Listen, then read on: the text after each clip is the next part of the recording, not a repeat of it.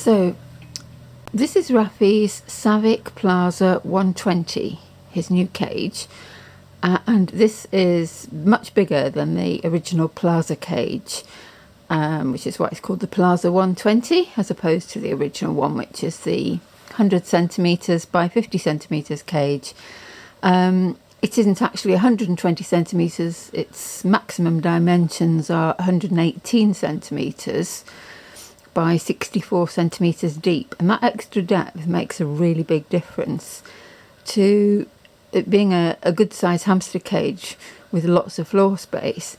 The internal dimensions between the bars are a bit less than that. They're 112.5 centimetres wide by 58.5 centimetres deep, and the internal height is 50 centimetres as opposed to the external height quoted of 52 centimetres. Now, the original Plaza cage is also classed as 50 centimetres tall, but that's actually only 48 centimetres internally. So it's 2 centimetres taller and a lot wider and deeper. And you can kind of see from the side here just how much more extra width there is there and depth. And I'm really excited about this cage. I love it. It's sort of the cage that I think many hamster owners have been waiting for a long time, because there just weren't any 120 centimetre cages with hamster sized bar spacing. They all had guinea pig or rabbit sized bar spacing, and you'd have to mesh them and it was too difficult, and so you'd make a DIY cage instead, and they're very good as well, but it's still nice to be able to have a cage that big. The other thing it has, which the original Plaza didn't have, is as well as this front door, the big front door that everybody seems to like because it's nice to get your hamster in and out that way, and it's easy to get things in and out of the cage. As well as that, it has another door on top. It has a big top door as well, which is actually very handy when you're actually setting up the cage, because it means for fixing things onto the back bars like the wheel, you can get your hand in here and round the back and fasten things in, which was quite difficult to do coming in from the front. I have actually got the cage quite high up on a cupboard, because I like having the front door at this height, so that means I'm not likely to use the top door as much. If you wanted to use the top door mainly, you'd probably have it on something slightly lower, like a coffee table. So the other thing that I found when setting this cage up is, because it's so much more deep, it actually makes the 50 centimetre depth one look quite small. You can get quite a lot of the top half of your body actually through the door to set things up at the back there. It was very easy to set up from through this door once it was all put together. But this is a tour of Rafi's setup in this cage, and I did the setup virtually identical to the one he had in the 100 centimetre cage, and there's a reason for that, because he's at least 15 months old. He was very settled in his old cage, and when you upgrade a cage, it's a good idea to keep things familiar so the hamster doesn't feel too stressed by the change. So I kept exactly the same layout. It was tempting to do a different sort of layout, but I wanted to keep exactly the same layout for the familiarity. So not just you reusing the bedding so it smells familiar and keeping the nest and hoard, but keeping the layout the same as well. So his house and wheel and shelf are all as they were before. I had to have a new shelf made because obviously this is a much deeper cage. So it's just a piece of wood with holes drilled in and screwed in. I kept the hemp mat from the top of the old shelf and put that on top of the new one, so that smells familiar. And added a little bit extra at that end to fill in the gap. So on the left he has his labyrinth house. This is a Rodipet one, or multi-room house. There are quite a few different ones available now, and he's had this virtually since I first got him just over a year ago. He was adopted from Happy Hamsters, and he's always been a very active, gregarious Syrian who wants to be out all the time, which is quite unusual in some ways for a male Syrian. I've had quite a few lazy, dopey ones, but this one is a bundle of fun and he's very active, and I always thought he needed a slightly bigger cage, even though the 100 centimetre cage was good. And he literally wants to be out every single night. He free roams around the living room usually. And anyway, he has this labyrinth house there, and that's on legs, so it's supported from underneath, and there's plenty of substrate underneath. And he has he's stuffed it all with paper at that end, and he has a big nest in there. This particular one came with an inset dish on top, which I use for his, sorry it's gone a bit blurry, which I use for his food. And at the other end he's got the shelf like he had before, which you can just about see there. And before that there was less space between them in the middle because the cage was smaller. So now there's more space. I was able to add an extra platform here, that's one from Happy Henry's home. That's got really long legs on. I think it might be 30 centimetre legs on it, so it goes all the way down to the bottom and stays up about this height. So although I wanted to keep the layout the same as before, adding the odd new thing is usually accepted okay. The main thing is that you don't change around the layout of what was there originally. So he also still has his cork log, which he had before, which is partly under the shelf there, pushed under slightly. And that's an angle. What that does is makes a bit of a ramp up to the shelf for him there. He just runs up and down there, and it also makes a nice tunnel to go through. And he used to love going through that tunnel and sitting in the back corner of the cage for a wash. He hasn't done that since I've done the new cage, because there's a lot more substrate at the back, and there's a lot more substrate in altogether, and I think he's not quite sure what to do with that. Also, he's busy enjoying the new things, so he's maybe getting some new habits. And he had his little rainbow bridge there originally, and that makes a convenient place to hop off onto there. And he really loves that new little platform. He seems to sort of see it as a stretching platform, so he hops down from the main shelf onto there and has a bit of a stretch on it, and he hops down onto there. And his wheel at the back that's actually quite a big wheel. It's a 32 centimetre wheel. I didn't want to get a wheel quite that big, but I wanted that particular wheel because I have one for our robo, and I wanted one that screws to the bars. So the only one they had in stock, this is a Rodipet one, was a 32 centimetre one. So I decided to get it, and he absolutely loves it. It's bigger than it's necessary. It actually measures on the outside, it's actually 32.5 centimetres. So because this wheel is so big, I had to have the substrate a bit lower in the wheel area. It's 32.5 centimetres on the outside, and although the cage is 50 centimetres tall on the inside, you can't actually get the wheel right up to the top of the cage. You need to leave a little bit of a gap so it doesn't rub. But also this cage has these curved bars on the edge, so it had to sit a little bit below the edge of the top of the cage. And so the maximum amount of substrate you can get in with a large wheel like that is about 17 centimetres in that area. The rest of the cage has at least 20 centimetres in most places, and more in other places at the back there and under here. And it would be better if it was just a normal 12-inch wheel, like a silent runner, 12-inch silent runner, that is only 30 centimetres maximum, and you'd get about another inch. It would sit another inch higher, and you could fit more in there. I do have a 12-inch silent runner, and I didn't use it because, again, it was familiarity. I wanted to keep the same smelling wheel that he was familiar with, that he loves, and at some point I might change it, but swap it out, put it in the playpen. But he really loves that wheel. He stands up in it and sort of rocks backwards and forwards after he's been running in it.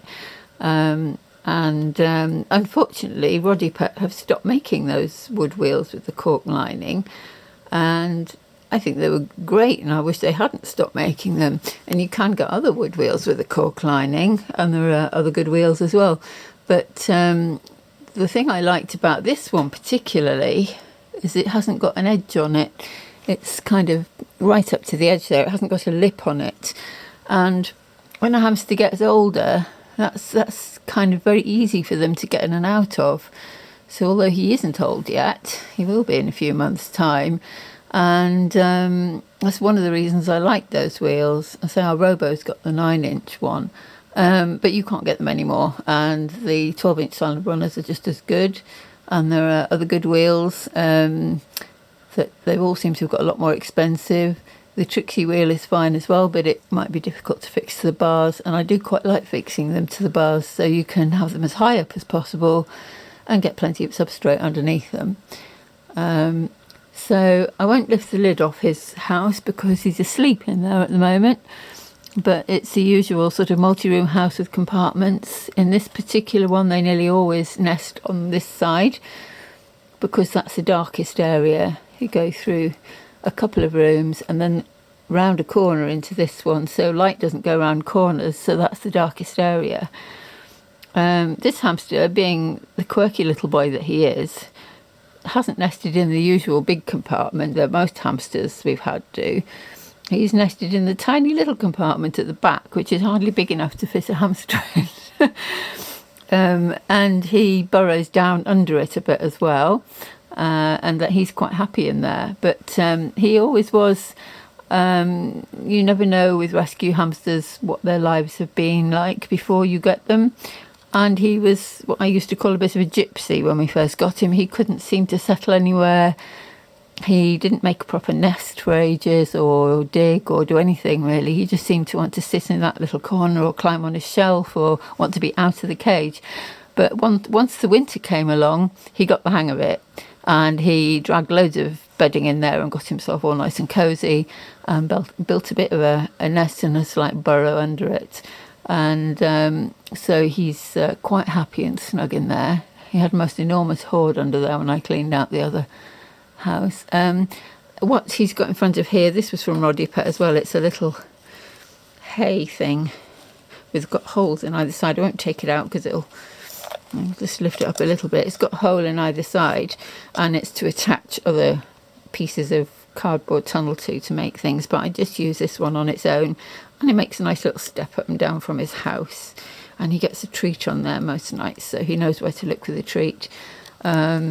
He's got this hanging thing with wicker and wood, which I can't actually remember where I got that from. It might have been from Hope's Healthy Treats.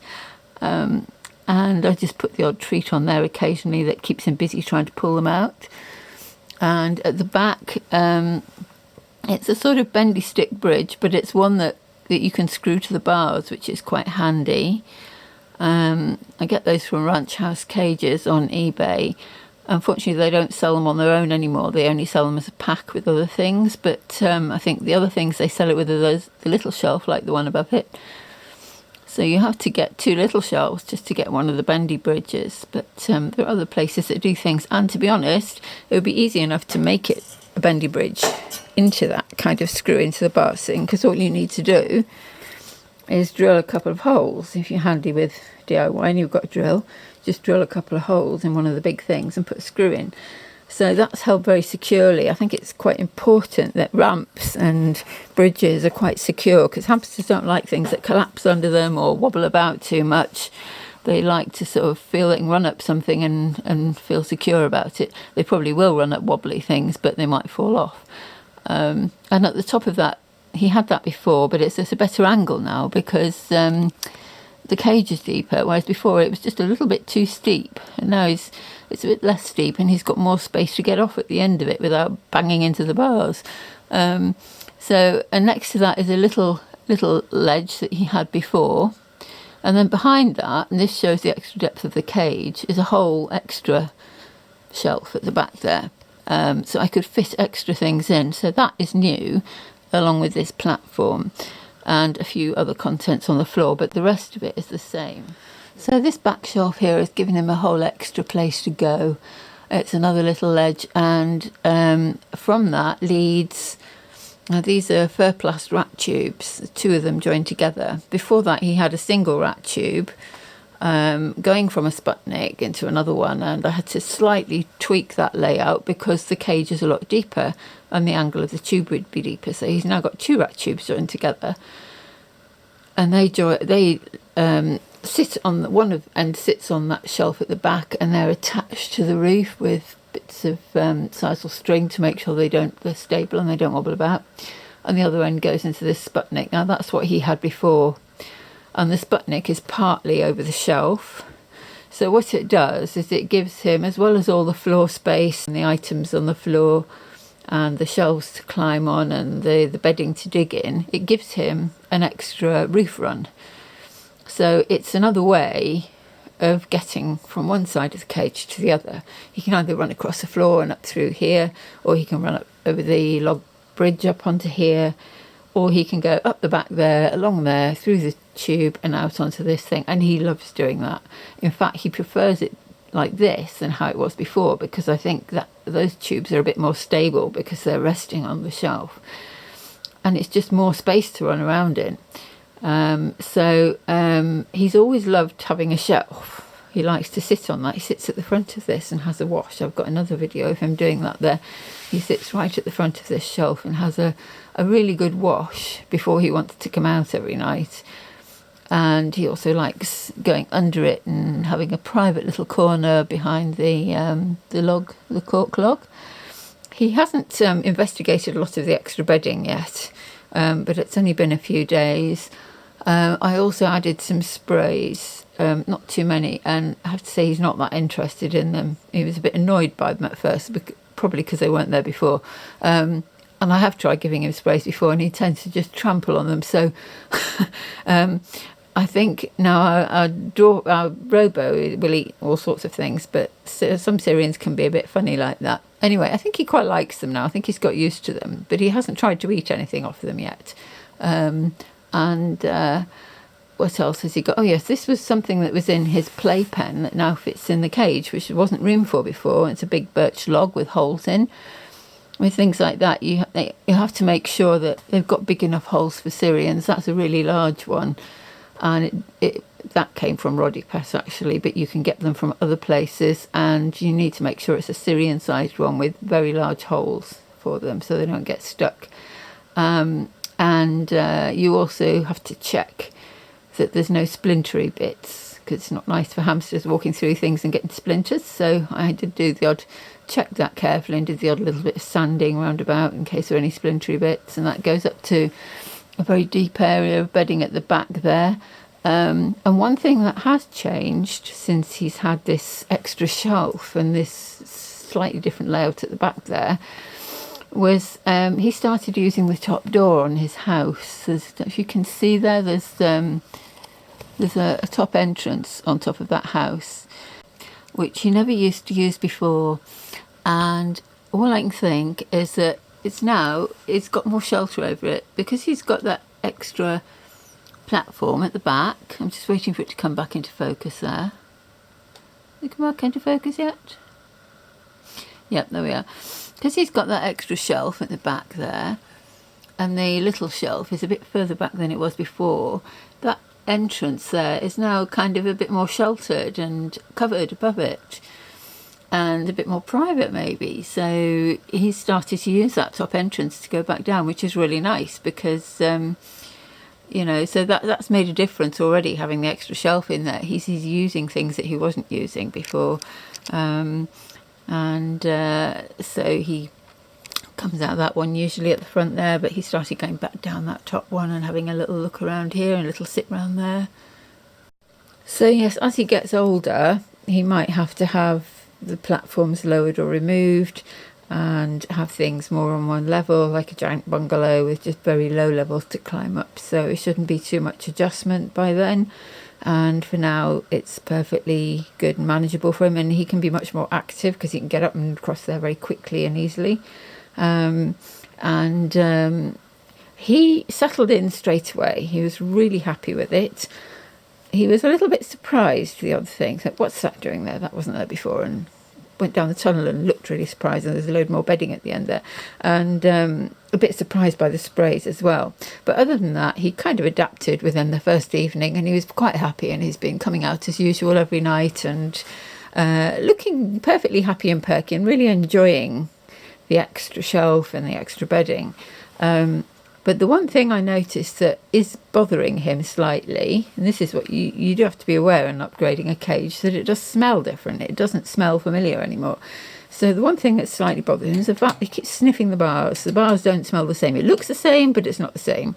And so he keeps sniffing at the bars and looking a bit kind of bothered. And he's done a lot of scent marking around this area here, sort of reclaiming the bars as his own.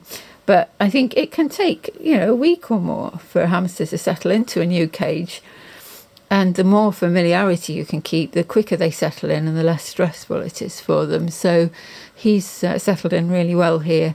Now, apart from that, he's got the odd little chew here, which he doesn't really chew, but he kind of likes them being around. They're familiar.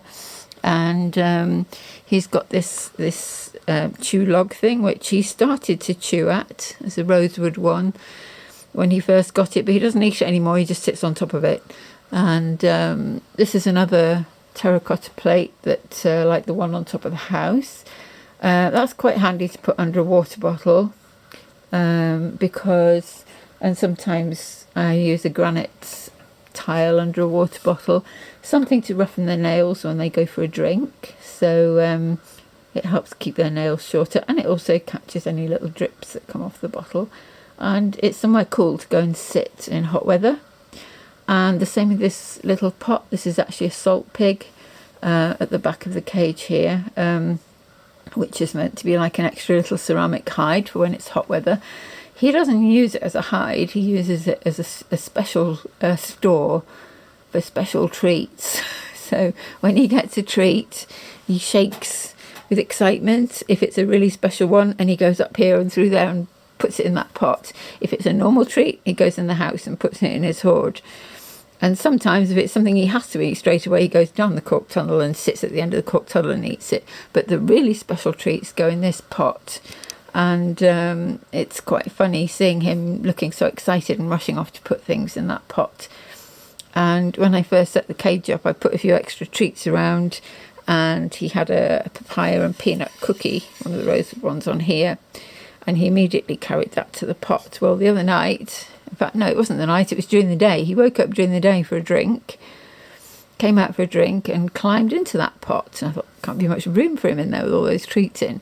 And then he came out again carrying this cookie and carried it all the way back to his house. So he obviously wanted to eat it, and there wasn't room to eat it in there, and he wanted to eat it in private. So they do like to eat in private sometimes.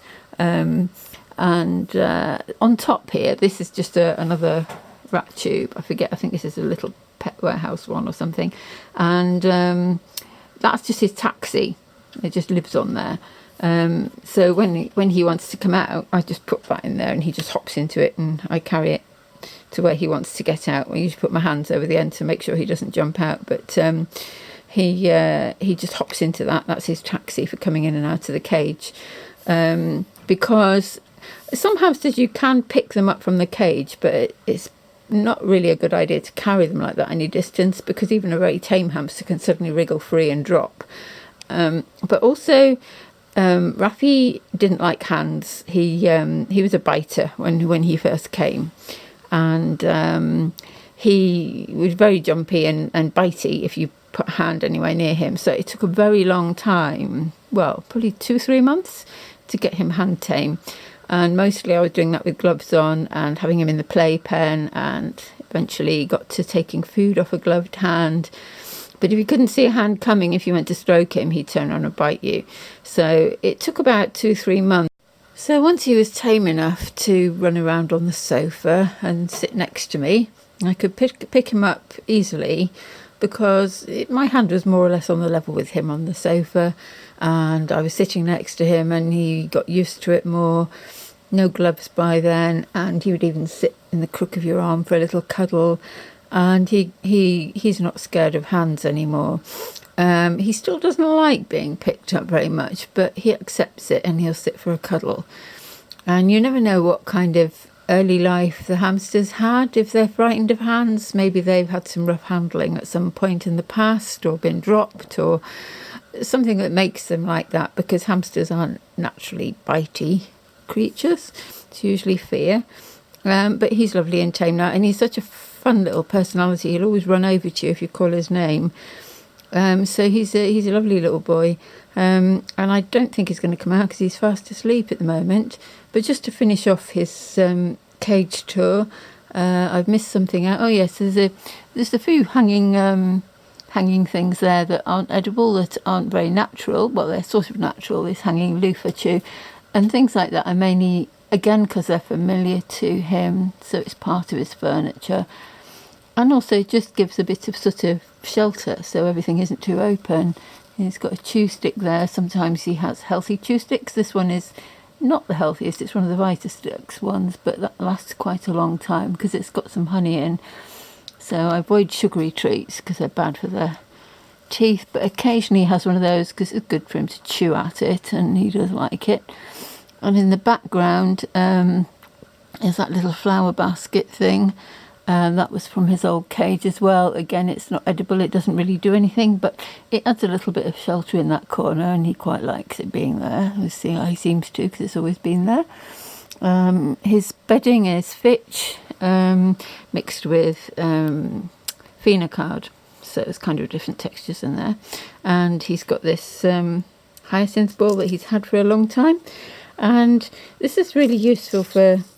It's good for sticking little treats under the folds, like sunflower seeds or pumpkin seeds, and it can keep a bit of a boredom breaker, keep them happy for ages, picking all the seeds out. And he likes this ball. I often find it in various different places, rolled in the middle or various, but at the moment it's here. And it was sort of in front of the door at one point, but then it kept rolling off. And then... what else is I could do to put some more things in this, because this cage is so much bigger.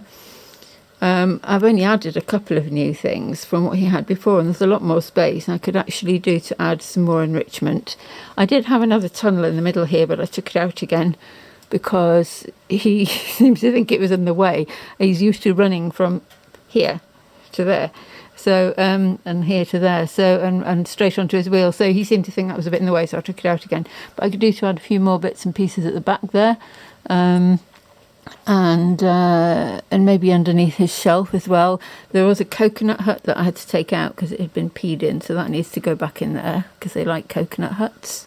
I've tended to use 100 centimetre cages for Syrians for quite some time, as a lot of people have anyway, because they really are a good size for a Syrian hamster, or bigger. And I can't tell you how happy I am with this one. It just is a good size for a hamster cage. It's a good depth. It's really nice and deep, and that's what makes a difference. And it doesn't seem much bulkier somehow. I was a bit nervous that it might be so big that might not be able to fit it in the house very well, but this is standing where the old 100 centimetre cage used to stand. So all I needed was a bit of extra room there, a bit of extra room there. It does stick out a bit further. I did need another cupboard underneath to make sure that there was enough support for it, because it's a deeper base. And it doesn't seem overly large once you get it in place. Obviously it's bigger than the original Savic Plaza cage, but it all seems in proportion, and it's not as enormous as you might quite imagine when you hear a 120 centimetre cage, but it's big enough to be great, you know. Sort of, I really love it, and Rafi's very happy with it. I sometimes wonder if any cage is big enough for some hamsters, but he's very happy in it.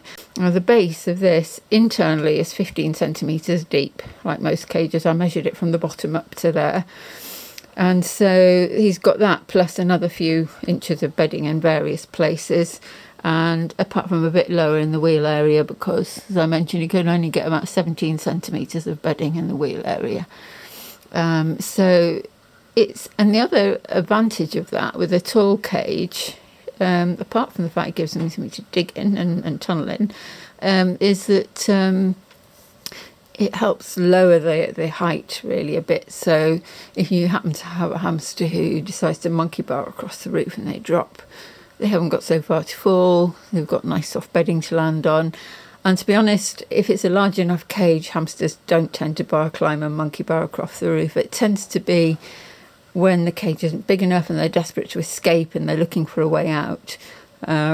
So this is Rafi's Savic Plaza 120 cage. Thank you for watching. Bye for now.